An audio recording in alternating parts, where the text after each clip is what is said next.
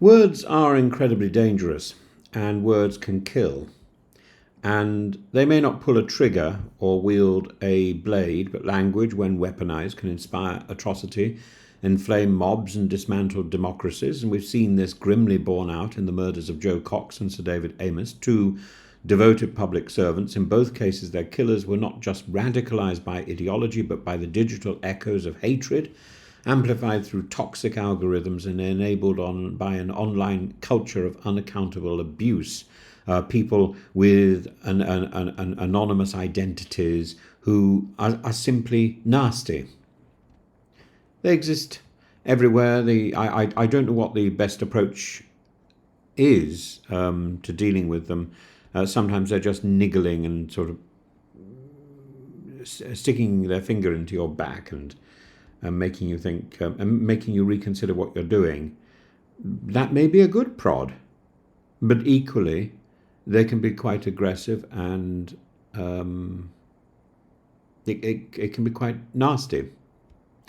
So we're rightly outraged when such hate explodes on social media.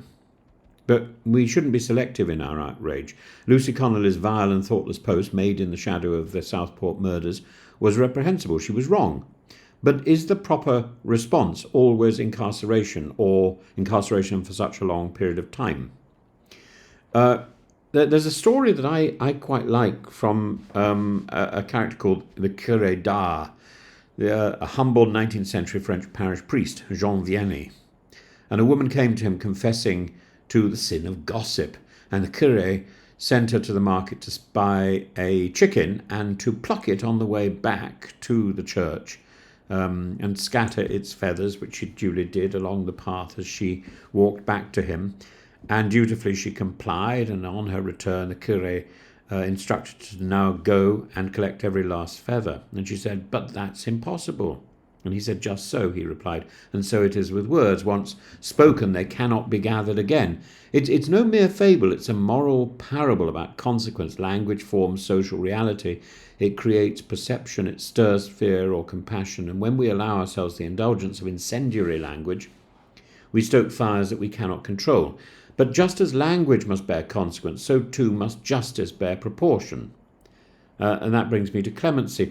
So only a few months ago, and I've talked a few times about this today, but some people have put some quite aggressive responses up, and I feel it's necessary to address them.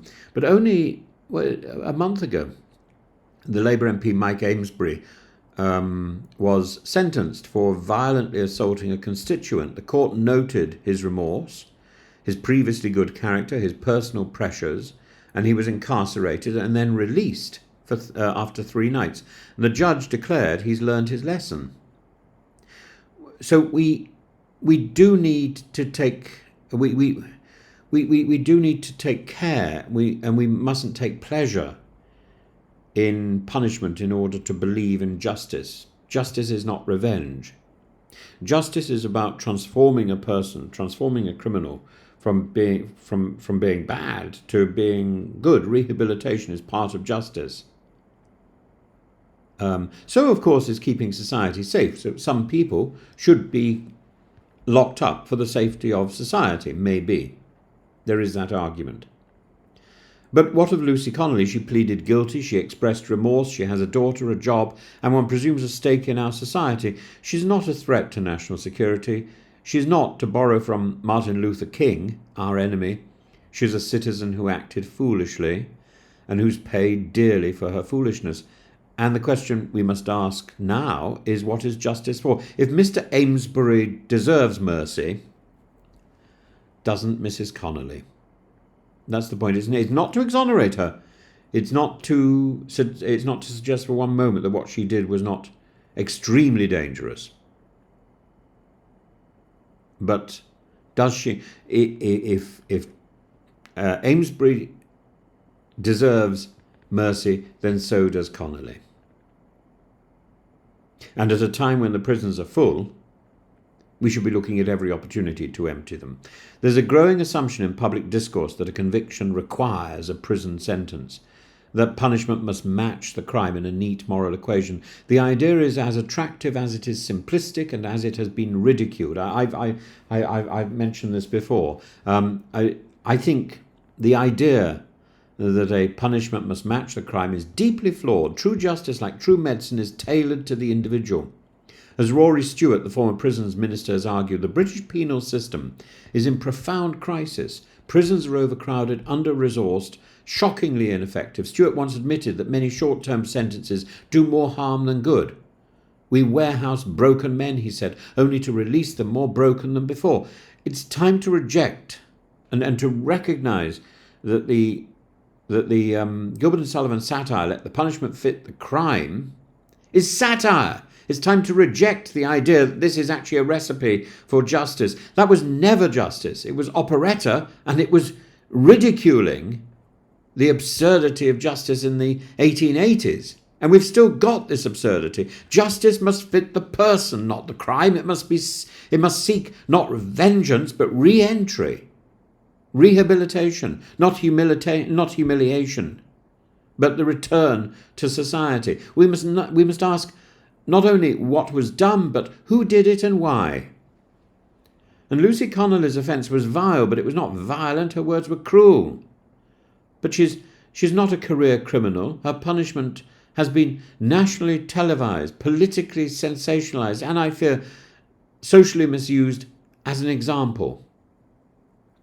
Sorcha Eastwood's speech in the House of Commons a while back rightly places this discussion in the wider context of digital corruption. It's not just what people say online, but what they are shown, what they're encouraged to say, what they are monetised for repeating. Platforms are no longer neutral town squares. They are political actors.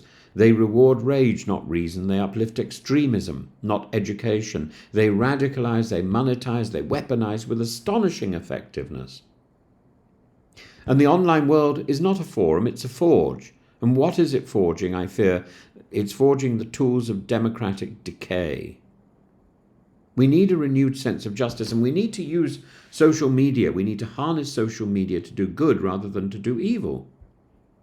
And yes, we should be contemptuous of people in public life who are misusing their positions. We cannot, in all seriousness, accept the BBC idea that news is not biased. All news is biased. So let's embrace that. But ordinary people deserve respect. And this is why, by the way, even when people are saying really quite appalling things, I put a heart next to them, because I think their effort is to be commended, even if they're saying something awful. We need to renew our humanity just as we need to renew our justice. We need to hold people accountable. We need also to recognize the humanity of the wrongdoer and of the misunderstood and the misdirected, whether they're posting things, nasty things on social media, or whether they're doing harm in the street. If they regret what they've done, then I think half the job has been done. Society should not use justice as revenge, and society should see prison and incarceration as a form of education, as a way to change people.